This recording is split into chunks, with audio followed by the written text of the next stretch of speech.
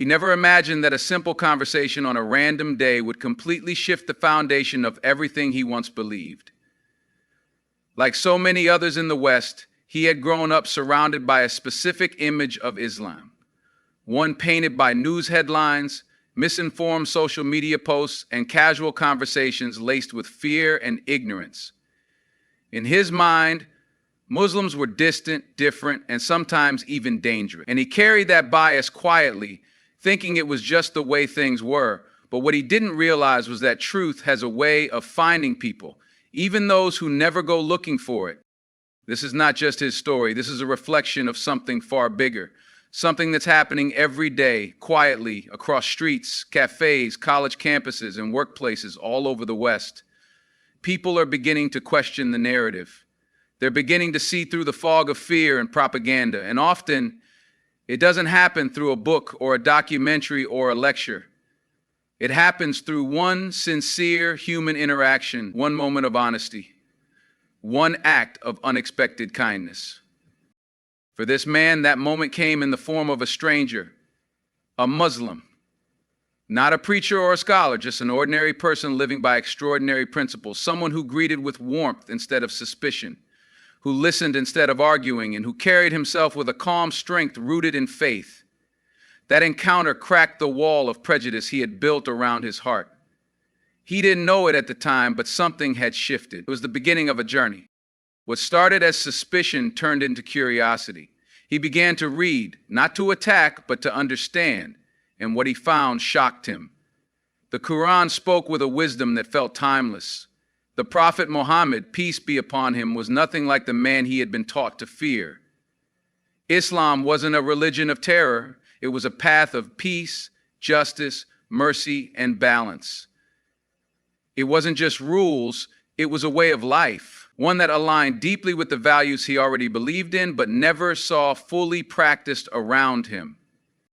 And then came the hardest part, confronting his own bias, realizing that he had judged millions based on the actions of a few, that he had allowed fear to take the place of fact. It hurt, but that pain opened the door to healing. It's never easy to unlearn what you were so sure about, but it's powerful when you do. His story is not unique because it's rare. It's unique because it's real, and it's happening more often than you think. People who once held hate are becoming brothers and sisters in faith. People who once turned away from mosques are now praying in them. And often, it all begins with one person who chooses to live Islam out loud, with sincerity, with kindness, with truth. This video isn't just a story of transformation. It's a reminder that your behavior, your character, your simple acts of goodness might be the reason someone finds the truth. That the enemy of Islam isn't always hatred, it's often ignorance. And that ignorance is defeated not just by arguments, but by love, patience, and authenticity. So if you've ever doubted the impact you can have as a Muslim, let this story remind you, you don't need a platform. You don't need a stage. Sometimes all you need is one moment of sincerity, because you never know who's watching, who's listening, or who's waiting for someone like you to be the reason they finally see the light. He was raised to believe that Islam was a religion of extremism, oppression, and backwardness. For years, that was the lens through which he saw Muslims, one shaped by media sound bites and sensational headlines. He didn't hate Muslims personally, but in his mind, they were simply different. He avoided conversations about religion and dismissed Islam as something he'd never need to understand. But deep inside, there was a restlessness, a sense that something was missing. He had questions about life, purpose, and inner peace, but the world he knew didn't seem to offer real answers. That's when the journey began. It started with a small act and interaction that seemed ordinary on the surface. He was having a bad day and a Muslim colleague noticed. Instead of ignoring him or offering empty words, that colleague quietly bought him lunch and sat with him, not to preach, but to be present. That simple act of compassion left an impression he couldn't shake. Over the following weeks, they spoke more. Casual talks turned into deeper conversations about morality, purpose, and what it means to live a meaningful life. The Muslim colleague wasn't trying to convert him, he was just living his faith through honesty, patience, kindness, and humility. As the man began to ask questions, he encountered the real Islam, not through arguments, but through character. The teachings of the Prophet Muhammad, peace be upon him, resonated with him. The emphasis on justice, the rights of neighbors, the call to care for the poor, the discipline of prayer, all of it pointed to a way of life that wasn't extreme at all. It was balanced, peaceful, and deeply rooted in wisdom. The more he explored, the more he realized how much misinformation he had accepted as truth. He felt betrayed by the media and ashamed of the assumptions he had carried for so long.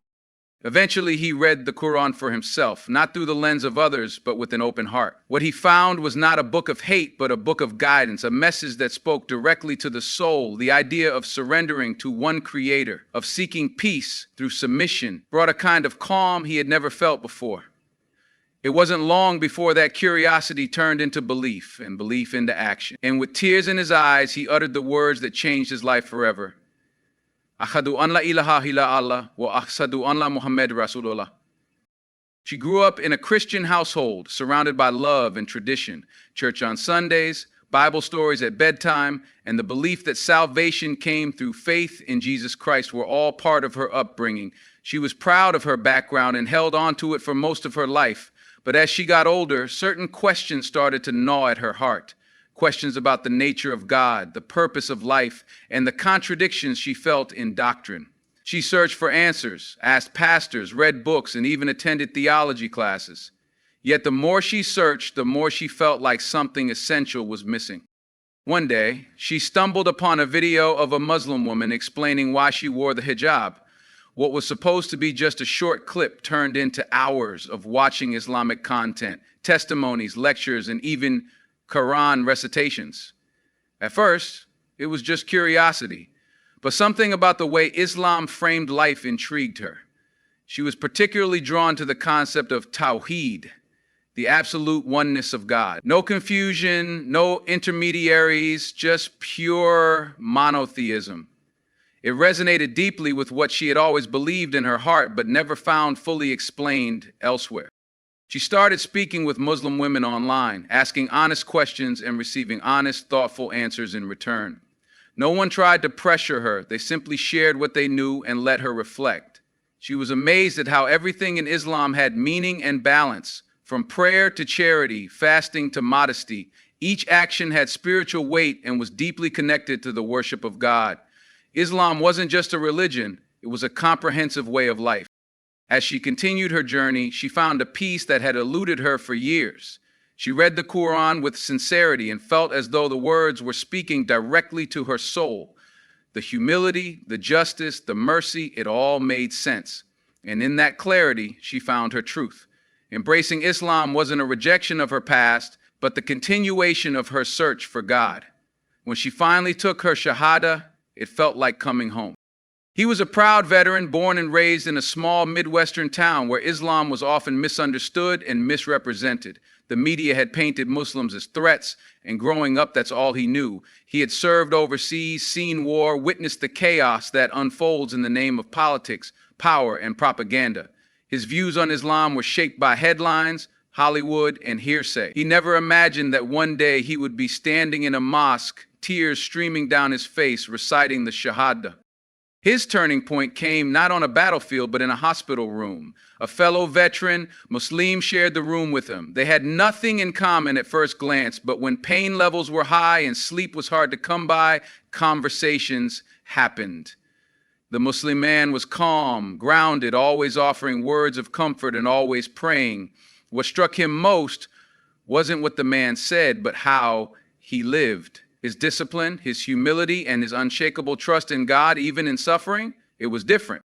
He started asking questions, not out of conversion interest, but curiosity. Why do you pray 5 times a day? What do you believe about God? How do you find peace?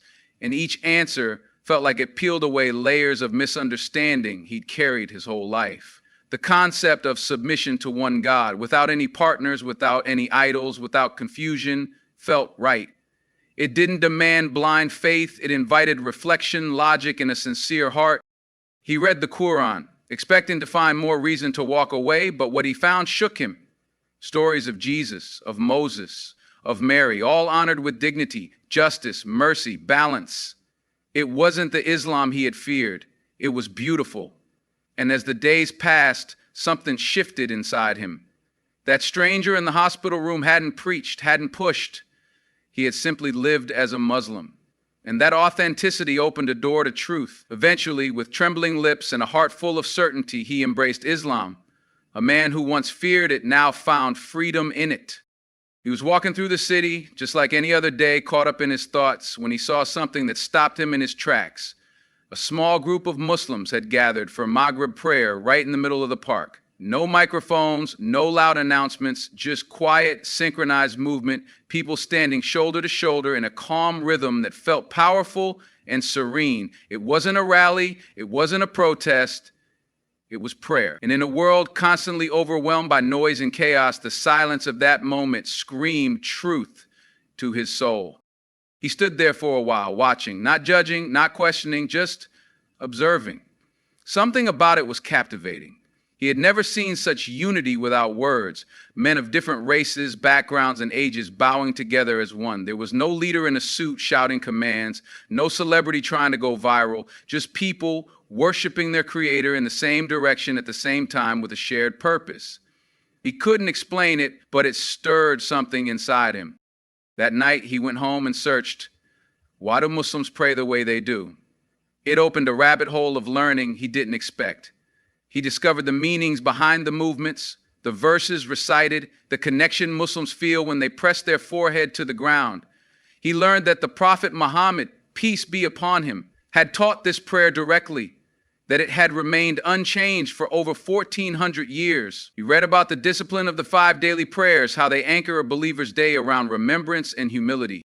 The more he learned, the more he began to reflect on his own spiritual journey. He realized he'd spent years searching for purpose, for a path that felt real and grounded, not just emotional highs, but something with structure and truth.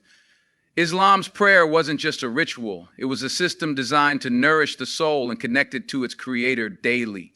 It was this simple moment, a public prayer in a quiet park, that cracked open a window in his heart. Sometimes guidance doesn't come through words. It comes through what your heart feels when it sees sincerity in action. He was scrolling through social media just trying to pass time when he came across a short clip of a young man talking about the Prophet Muhammad. It wasn't anything fancy, no flashy edits, no dramatic music, just a raw emotional voice saying, "He taught us how to be kind even to those who hate us." That one line made him pause. He had heard so many negative things about the Prophet from media and pop culture, but this felt different. Could it be possible that everything he had been taught to fear was a lie? Curiosity led him down a path he never expected. He started watching documentaries, reading articles, listening to lectures. He wanted to know who this man really was.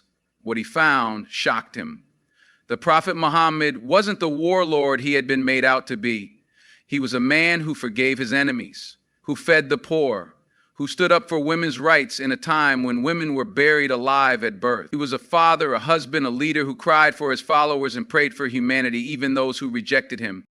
It wasn't just his actions that spoke volumes, it was the consistency of his character. Stories from both friends and foes described him as trustworthy, honest, compassionate. He didn't live in a palace or hoard wealth. He slept on a simple mat, fasted regularly, and gave whatever he had in charity. And it wasn't just Muslims who admired him. His impact was global, his message timeless. He didn't claim divinity, he claimed servitude to one God. And through that, he elevated others with dignity and justice.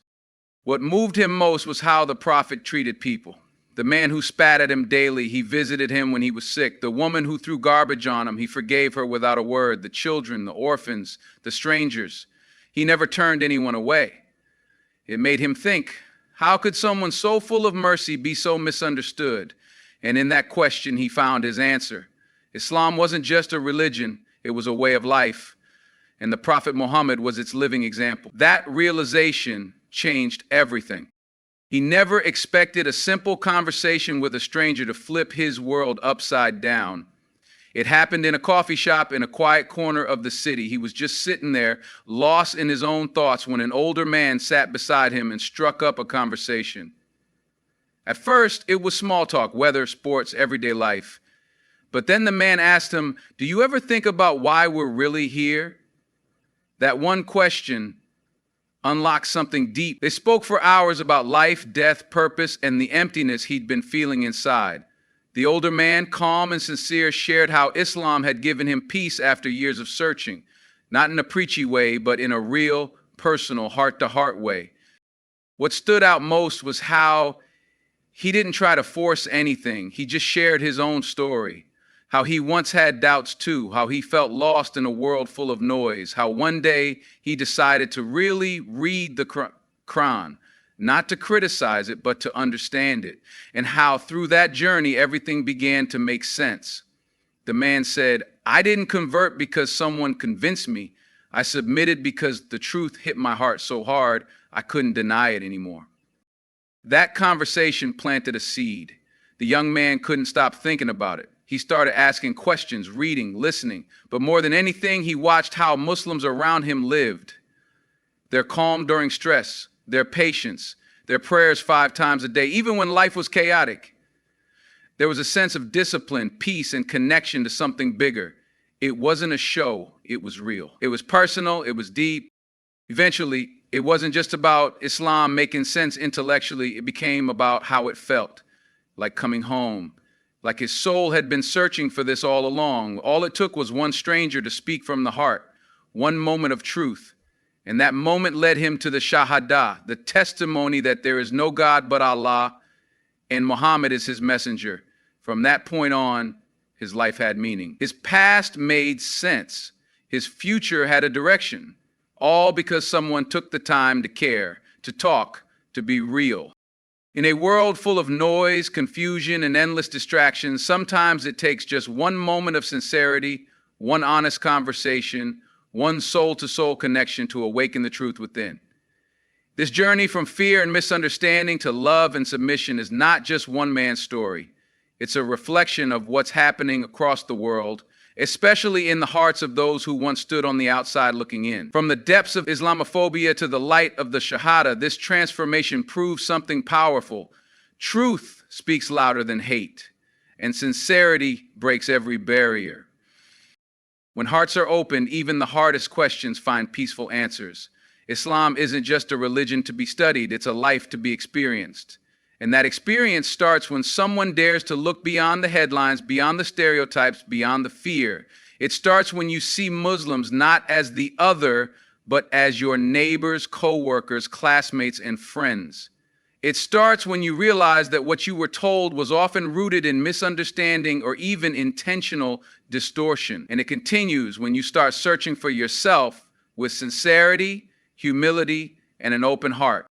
To every viewer who took the time to watch this message, thank you from the bottom of our hearts.